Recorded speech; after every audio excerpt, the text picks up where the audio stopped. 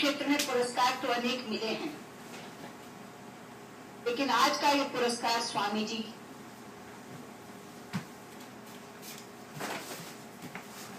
पुरस्कार नहीं, मेरे लिए आशीर्वाद है। साक्षात परमाचार्य जी का आशीर्वाद, साक्षात शंकर का आशीर्वाद।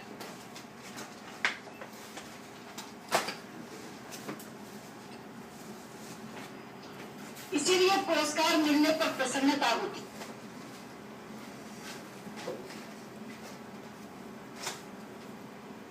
है, और आज अपने आप को धन्य महसूस कर रही हूं।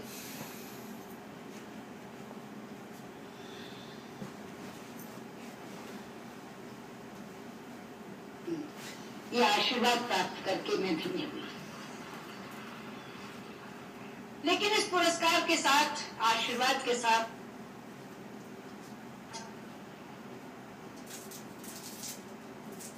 बहुत महती जिम्मेदारी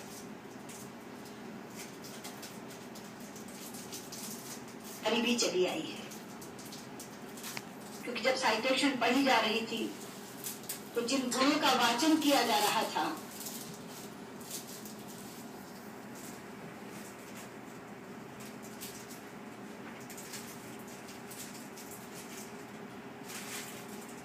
ये जिम्मेदारी है कि जीवन भर उन गुणों पर खरी उतरूं और उसमें से एक भी चीज ऐसी न लगे कि जो कही गई थी लेकिन असत्य निकली। साइटेशन का वाचन संस्कृत में हुआ।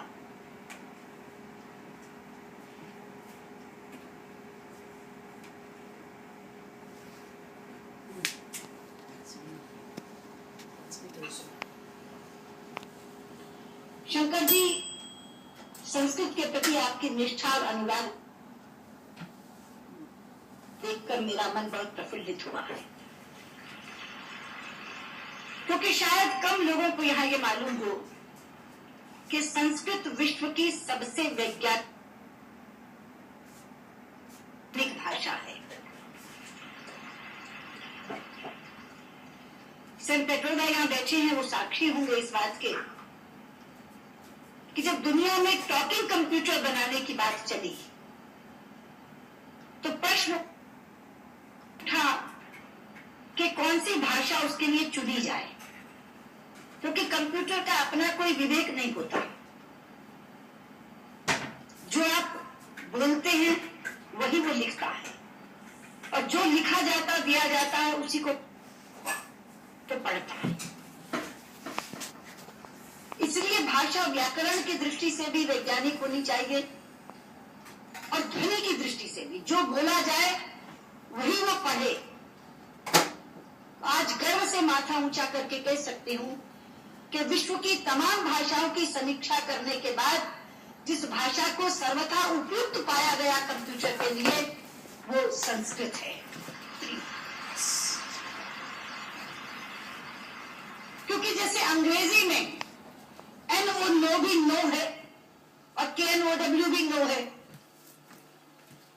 अब अगर आप कंप्यूटर को बोले आई नो दिस, वो तो लिखेगा INO नो दिस, कोई अर्थ ही नहीं निकलेगा उसका।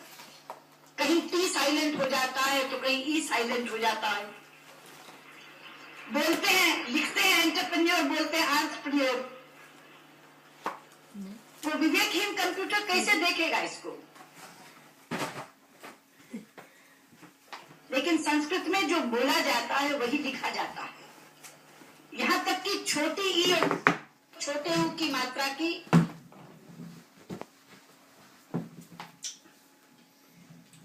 ध्वनियां भी अलग है। इति, यदि आपने छोटा बोला तो इति, लेकिन दही बड़ी की मात्रा बोला तो दही। तो जो बोलेंगे वो लिखेगा, जो लिखेगा वही पढ़ेगा। लेकिन केवल ध्वनि की बात नहीं। मैं संस्कृत की वैज्ञानिकता के 2 उदाहरण आपको देना चाहूंगी। संस्कृत में शब्दों का इतना अपार भंडार है मित्रों,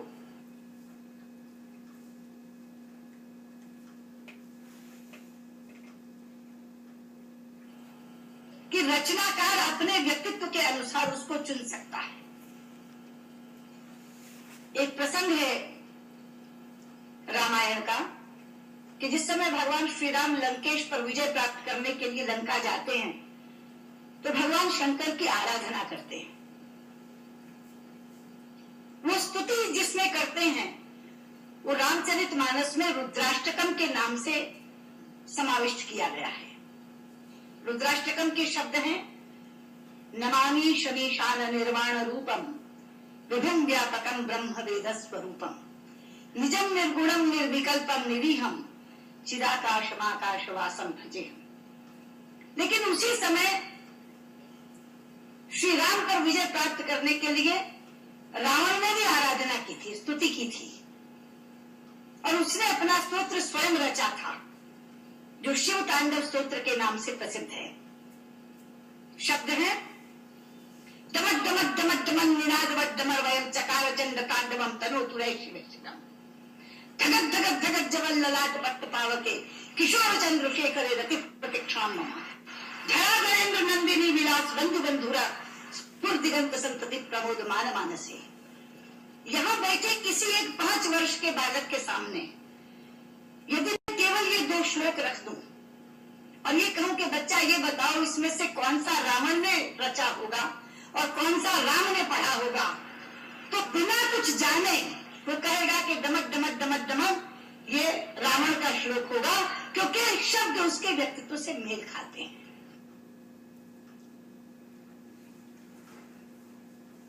और नमामि शमीशान निर्वाण रूपम राम ने कहा होगा। यह है संस्कृत की वैज्ञानिकता। एक और उदाहरण देती हूं, आप हैरान हो जाएंगे। संस्कृत के एक रचनाकार talking about the greatness of Sanskrit.